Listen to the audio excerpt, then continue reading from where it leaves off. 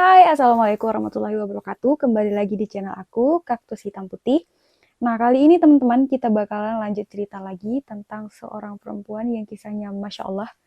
Langsung aja kita masuk ke videonya. Check it out!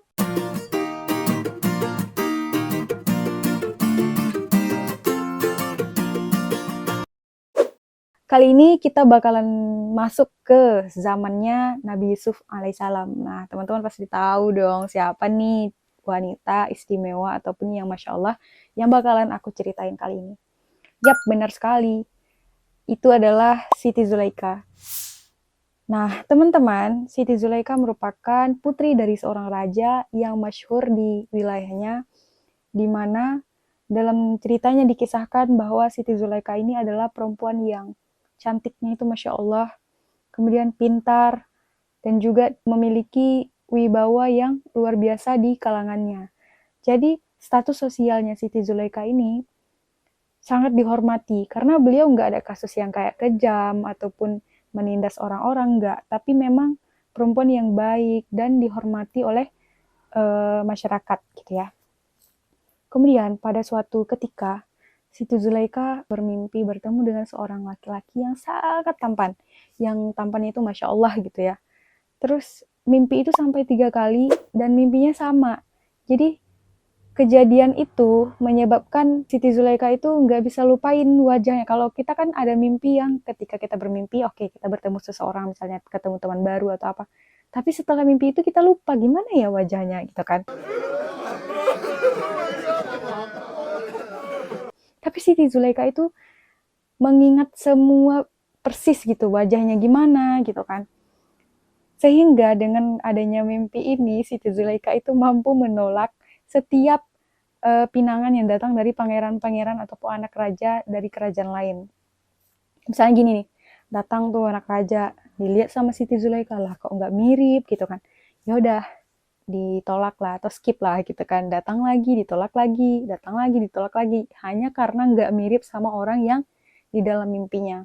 Hingga akhirnya sampailah waktu di mana Siti Zulaika itu memang harus nikah gitu kan. Ayah beliau mempertemukan antara Siti Zulaika dengan seorang menteri di wilayahnya yang sangat berpengaruh. Ibaratnya kalau mereka itu dinikahkan akan mempengaruhi kinerja kerajaan atau wilayahnya lebih bagus gitu.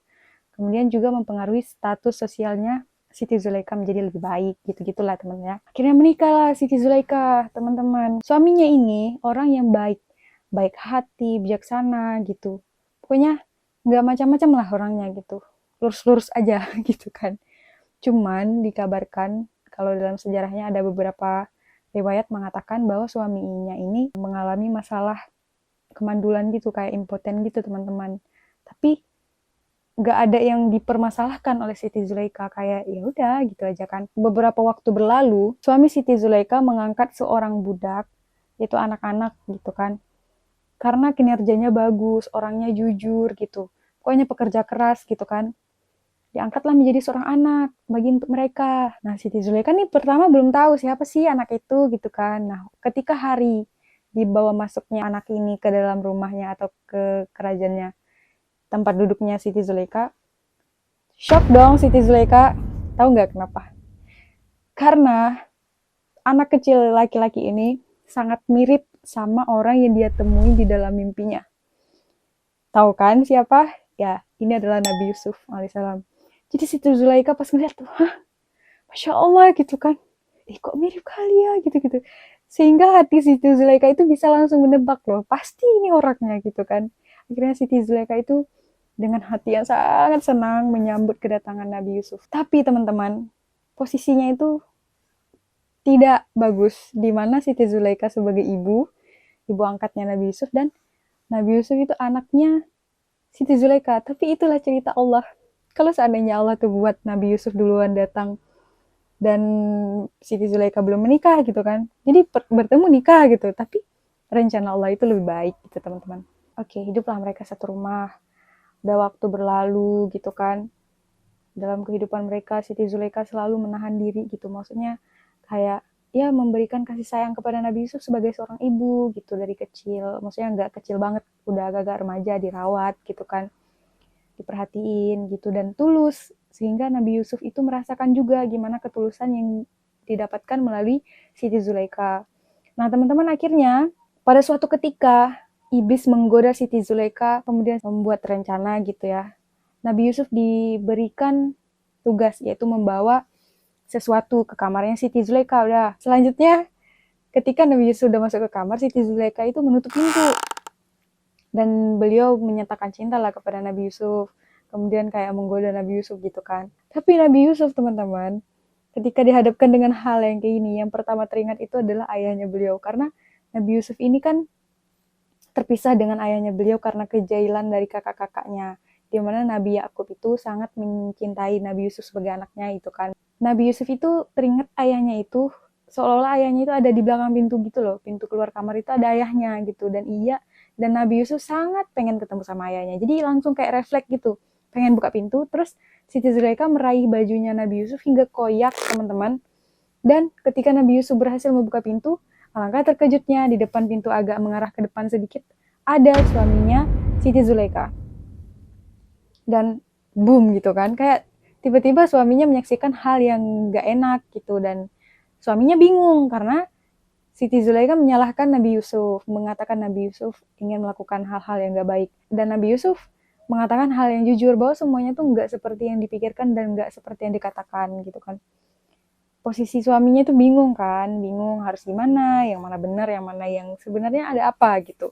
Akhirnya dipanggil lah saudaranya dari Siti Zulaikha, maksudnya orang-orang kerajaan juga, untuk menganalisis kejadian ini sebenarnya apa. Kemudian dikatakanlah sama orang ini, kalau misalnya kejadian seperti ini, kalau misalnya bagian baju depannya laki-laki yang kebuka, pasti itu laki-lakinya yang melakukan kejahatan. Tapi kalau seandainya baju belakang yang terbuka, itu patut dipertanyakan, kayaknya si perempuannya yang mencoba untuk hal-hal yang seperti itu gitu kan. Akhirnya kan orang periksa tuh bajunya Nabi Yusuf, yang terkoyak kan di belakang, sobek besar gitu kan. Akhirnya dinyatakanlah bahwa yang berbohong itu adalah Siti Zulaikha.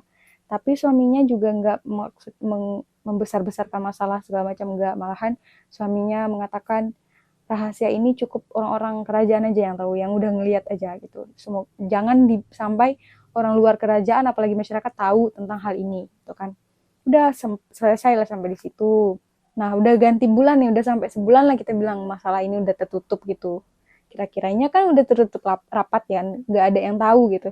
Tahu-taunya di luar sana udah banyak gosip yang beredar.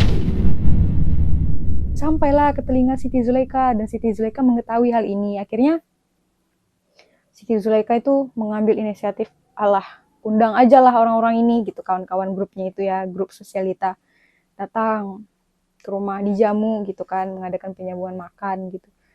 Terus Siti Zulaikha biar mereka juga tahu gimana sih Nabi Yusuf gitu, biar digosipin ini gitu kan. Udah Siti Zulaikha menyuruh Nabi Yusuf untuk lewat gitu di tempatnya mereka, maksudnya ngantar sesuatu lah gitu kan.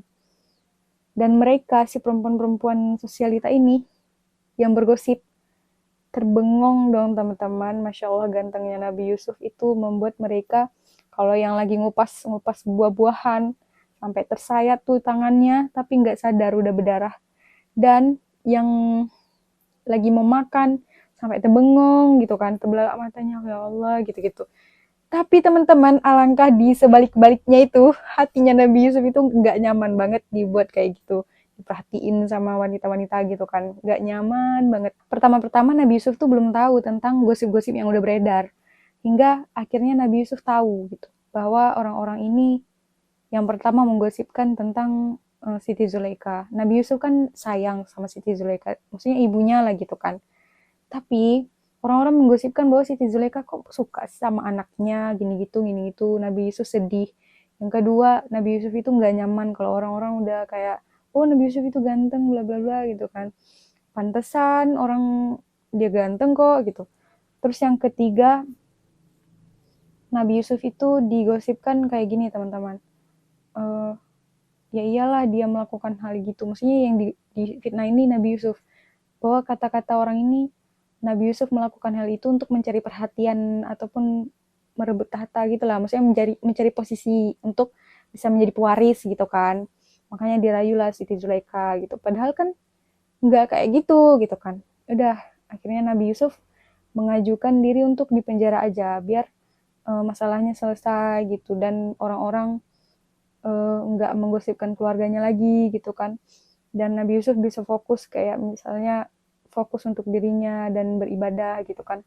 Udah, penjara lah Nabi Yusuf. Siti Zulaikha kan sama suaminya. Pelan-pelan tuh Allah menguji Siti Zulaikha. Siti Zulaikha ketika itu melakukan taubat gitu. Sangat-sangat menyesal dengan apa yang sudah dilakukan sehingga menyebabkan Yusuf yang dipenjara. Karena Nabi Yusuf memilih untuk dipenjara aja gitu. Jadi Siti Zulaikha setiap hari gitu beristighfar, mohon ampun kepada Allah gitu, menyesal atas apa yang dilakukannya gitu kan.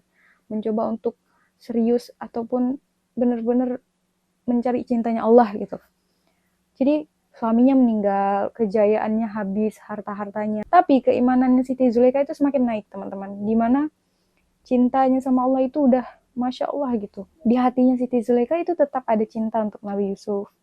Tapi udah nggak mikir, aku harus bertemu dengan Yusuf, aku harus begini, harus begitu. Enggak. Tapi mendoakan Nabi Yusuf semoga yang terbaik aja untuk Nabi Yusuf. Ya namanya juga pencinta gitu ya. Bukan berarti harus bertemu gitu.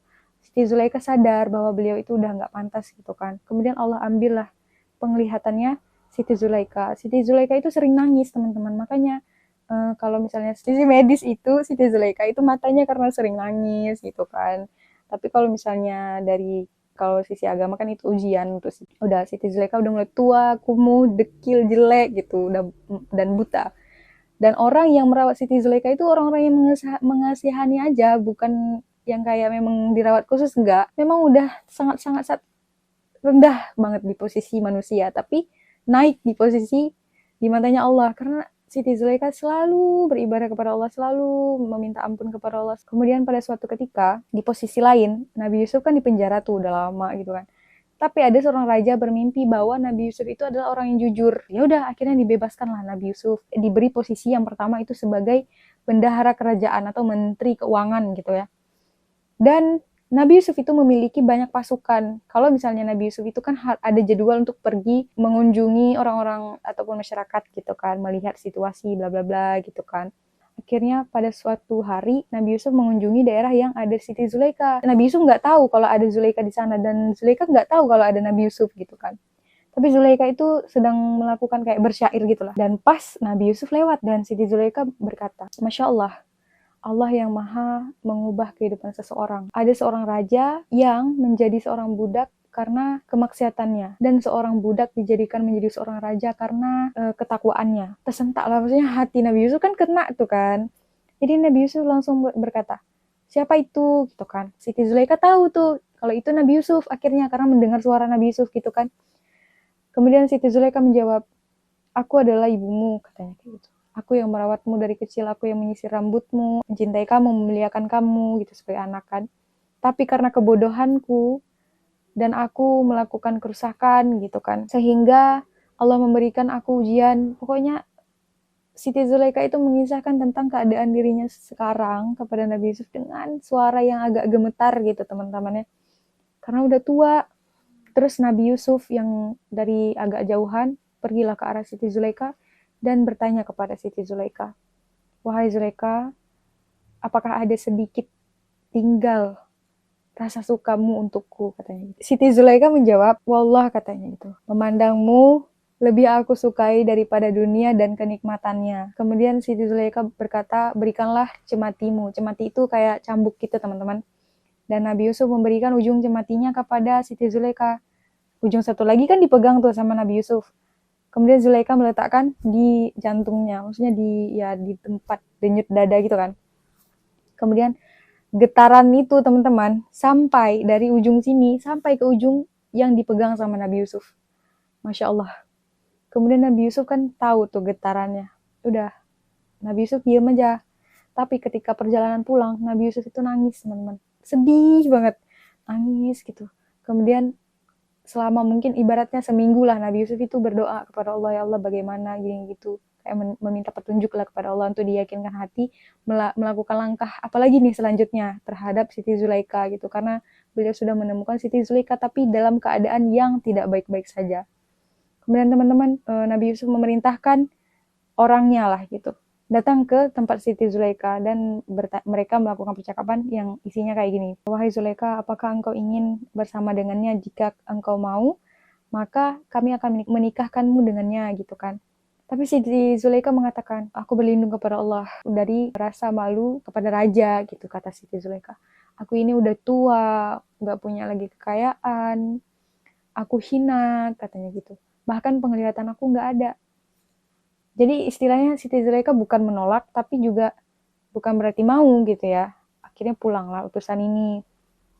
Nabi Yusuf berpikir lagi harus bagaimana, bertanya kepada Allah, berdoa gitu kan. Akhirnya pada suatu hari memutuskan untuk udah ambil Siti Zulaikha. Diambil sama dayang-dayang perempuan, dimandikan dan didatangkan untuk bertemu dengan Nabi Yusuf. Ketika itu Nabi Yusuf sholat. Dan Siti Zulaikha itu duduk di belakangnya Nabi Yusuf. Berdoa kepada Allah untuk Siti Zulaikha. Dan Masya Allah, ketika Nabi Yusuf itu mau melihat Siti Zulaikha, dan tiba-tiba Siti Zulaikha itu berubah. Kulitnya kembali bagus, rambutnya kembali bagus, matanya kembali bisa melihat gitu. Dan Masya Allah, Allah akhirnya mempertemukan mereka di titik sebaik-baiknya rencana Allah gitu. Siti Zulaikha udah sehat, baik, mereka menikah. Dan dikaruniai 2 anak. Yang pertama itu namanya Afraim bin Yusuf dan Misha bin Yusuf. Begitu teman-teman kisahnya mereka. Masya Allah. Apa hikmah yang bisa kita ambil nih kira-kira? Kalau menurut aku sih yang pertama, seperti kata-kata lain yang mengatakan bahwa ketika kita mengejar cinta, cinta itu bisa aja pergi. Karena posisinya cinta, kalau cinta melebihi cinta kita kepada cinta yang kita miliki terhadap manusia lebih daripada cinta kepada Allah, pasti dijauhkan. Tapi ketika kita mencintai Allah, kalau memang dia jodoh kita, pasti Allah datangkan walaupun bagaimanapun caranya, bagaimanapun keadaannya, pasti dikumpulkan lagi gitu. Itu teman-teman. Yang kedua, kalau godaan itu tetap ada. Siapa sih yang nggak bakalan diuji gitu. Cuman bagaimana tergantung cara kita menanggapinya, teman-teman. Kalau misal pun kita melakukan kesalahan, yang pasti ada kita melakukan kesalahan. Tapi ujung-ujungnya yang harus kita lakukan adalah kita harus bertaubat. Yang benar-benar kita menyesali perbuatan itu dan gak mau mengulangi perbuatan itu lagi. Itu teman-teman. Udah itu aja. Semoga bermanfaat. Jangan lupa follow Instagram aku @kaktushitamti kalau bagi orang yang belum follow. Kemudian subscribe bagi yang belum subscribe. Komen kalau mau ambil beberapa hikmah lagi ditambah kalau belum aku sebutin. Udah itu aja. Semoga bermanfaat ya teman-teman. Dadah. Assalamualaikum.